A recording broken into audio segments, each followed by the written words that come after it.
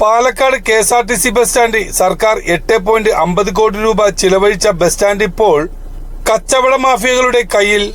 Bus stand പുനർനിർമ്മാണവുമായി ബന്ധപ്പെട്ട് സർക്കാർ 8.50 കോടി രൂപ ചിലവ് ചെയ്ത് പണി പൂർത്തിയാക്കിയ ബസ് സ്റ്റാൻഡ് കഴിഞ്ഞ 1.5 വർഷമായി ബസ് സ്റ്റാൻഡ് ഉദ്ഘാടനം നിർവഹിച്ചത്. എന്നാൽ ഇവിടെ ബസ് സ്റ്റാൻഡിന്റെ മുൻഭാഗം മാർഗതടസ്സം സൃഷ്ടിക്കുന്ന പരസ്യ ബോർഡുകളും ഓട്ടോ സ്റ്റാൻഡുകളും കച്ചവടക്കാരും കൈയടക്കിയിരിക്കുകയാണ്. യാത്രക്കാർക്ക് ബസ് സ്റ്റാൻഡിൽ കയറി വരാനോ ഇറങ്ങി പുറത്തു വരാനോ വളരെയധികം ബുദ്ധിമുട്ട് അനുഭവപ്പെടുന്നു.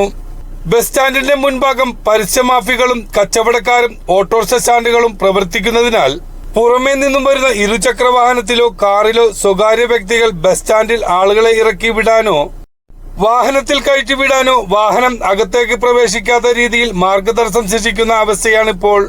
KSRTC ഉള്ള വഴിയടക്കം കയ്യേറി കച്ചവടക്കാരും പരസ്യമാഫിയകളും ഓട്ടോറിക്ഷ സ്റ്റാൻഡുകളും കച്ചവടക്കാർക്കും ഓട്ടോറിക്ഷ സ്റ്റാൻഡുകൾക്കും പരസ്യമാഫികൾക്കും ഒത്താശ ചെയ്തു കൊടുക്കുന്നത് ജില്ലയിലെ KSRTC ഉദ്യോഗസ്ഥ മാഫികൾ സാമ്പത്തികത്തിനു വേണ്ടി പ്രവർത്തിക്കുന്നതായി അറിയുവാൻ കഴിഞ്ഞത്.